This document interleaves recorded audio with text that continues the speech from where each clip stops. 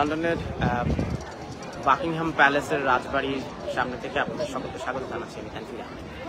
আপনারা ইতিমধ্যে জেনেছেন পলিটিক্যাল টিভির মাধ্যমে যে লন্ডন সফররত বাংলাদেশের প্রধান উপদেষ্টা professor doctor Yunus King's Charles ফাউন্ডেশনের হারমোনি অ্যাওয়ার্ড গ্রহণ করেছেন কিছুক্ষণ আগে।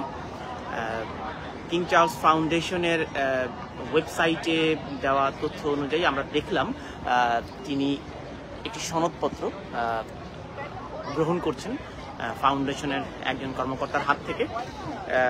তারপরে সেখানে অবশ্য রাজা তৃতীয় চার্লস উপস্থিত ছিলেন এবং পরবর্তীতে প্রত্যেকের সাথে রাজা কথা বলেছেন এবং যারা অ্যাওয়ার্ড বিজয়ী হয়েছেন প্রত্যেকের সাথে গ্রুপ ফটো সেশনে অংশ নিয়েছেন।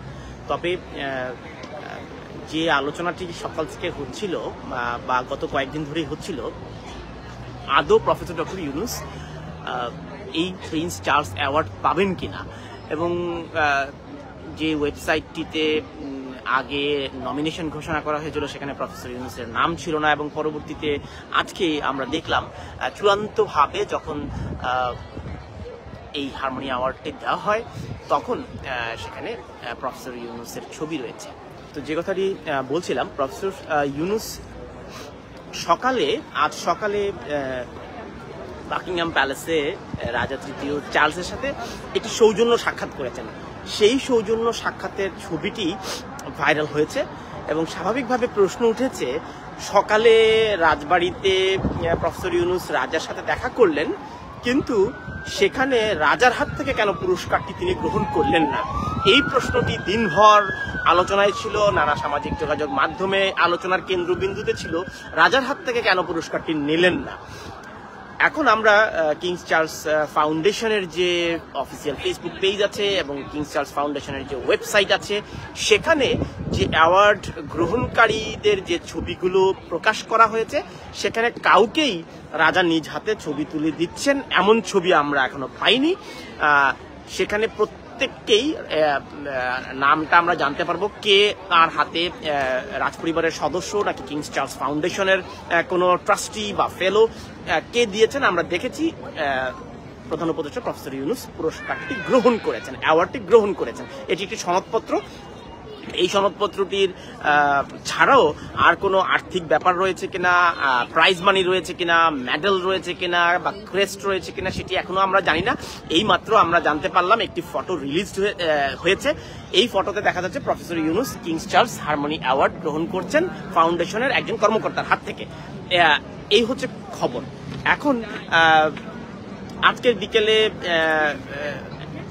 শেষ খবর পাওয়া পর্যন্ত প্রফেসর ইউনুস এখনো এই অ্যাওয়ার্ডটির অনুষ্ঠানটিতে রয়েছেন। আমরা ভেতরে যাওয়ার যেহেতু অনুমতি নেই, আমরা বাইরে বাকিংহাম প্যালেসের সামনে থেকে আপনাদের খবরটি দিচ্ছি। তবে সকাল থেকে বেশ ব্যস্ত সময় তিনি পার করেছেন। তিনি ব্রিটিশ পার্লামেন্টে স্পিকারের সাথে বৈঠক করেছেন এবং বাংলাদেশের সামগ্রিক পরিস্থিতি নিয়ে আলাপ করেছেন এবং অন্তর্বর্তীকালীন সরকারের যে দায়িত্বগুলো তিনি অগ্রাধিকার ভিত্তিতে তিনি পরিচালনা করছেন সেই বিষয়গুলো নিয়ে কথা হয়েছে। সামনে নির্বাচনের সুষ্ঠু করবার জন্য রাজনৈতিক দলগুলোর সাথে তিনি যে সংলাপ করছেন সেটি ব্যাপারে তিনি কথা বলেছেন।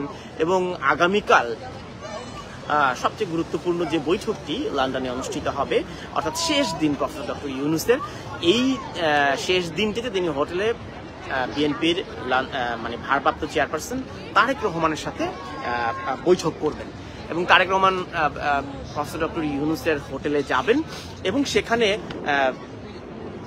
উভয় নেতার আলোচনা হবে এবং এই আলোচনাটি হচ্ছে পুরো বাংলাদেশের মানুষের আগ্রহের কেন্দ্রবিন্দু। এখন সেই আলাপে আসলে কি বিষয় উঠে আসে সেটি নিশ্চয়ই আমরা আগামীকাল জানতে পারবো। তবে খবর হচ্ছে বিএনপির ভারপ্রাপ্ত চেয়ারপারসন শুধু তারেক রহমানই নন, আমরা জানতে পেরেছি বাংলাদেশ থেকে বিএনপির শীর্ষ নেতাদের একটি প্রতিনিধি দল এসেছেন। এই প্রতিনিধি দলে আর কারা কারা থাকবেন সেটি আমরা নিশ্চয়ই আগামীকাল জানতে পারবো। তবে আমির খসরু মাহমুদ চৌধুরী লন্ডনে এসেছেন এটি আমরা জানতে পেরেছি। তারেক রহমানের সাথে আমির খসরু মাহমুদ চৌধুরী থাকবেন বলেও বিভিন্ন সূত্রগুলো আমাদেরকে জানাচ্ছে। তো আগামীকাল বিএনপি চেয়ারপারসন তারেক রহমানের এই বৈঠকে পর আমরা জানতে পারবো আসলে বিএনপি চেয়ারপারসন ভারপ্রাপ্ত চেয়ারপারসন তারেক রহমান কবে নাগাদ বাংলাদেশে ফিরবেন এবং আসন্ন এই নির্বাচনে তার দৃষ্টিভঙ্গি কি। তিনি ডিসেম্বরে নির্বাচন চেয়েছিলেন প্রফেসর ইউনূস, সেটি এপ্রিলে ঘোষণা করেছেন। এখন এই অস্বস্তি নিয়ে নির্বাচন কি এগিয়ে নিয়ে আসা হবে কিনা তারেক রহমানের পরামর্শ অনুযায়ী, সেই বিষয়গুলো নিশ্চয়ই আলোচনায় গুরুত্ব পাবে। এবং রাজনৈতিক দলগুলোর সাথে যে সংলাপ অনুষ্ঠিত হয়েছে সেই সংলাপে জুলাই সনদের কথা বলা হয়েছে এবং চ্যাথাম হাউসে যে বৈঠকটি যে সেমিনারটি অনুষ্ঠিত হয়েছে এই সেমিনারেও প্রফেসর ডক্টর ইউনূস জুলাই সনদের কথা পরিষ্কারভাবে পুনর্ব্যক্ত করেছেন। তো আমরা ধারণা করছি প্রফেসর ডক্টর ইউনূস বিএনপির সিনিয়র ভাইস চেয়ারম্যান অর্থাৎ ভারপ্রাপ্ত চেয়ারপারসন তারেক রহমানের সাথে জুলাই সনদ নিয়ে কথা বলবেন, যেহেতু জুলাই মাস সামনে আসছে।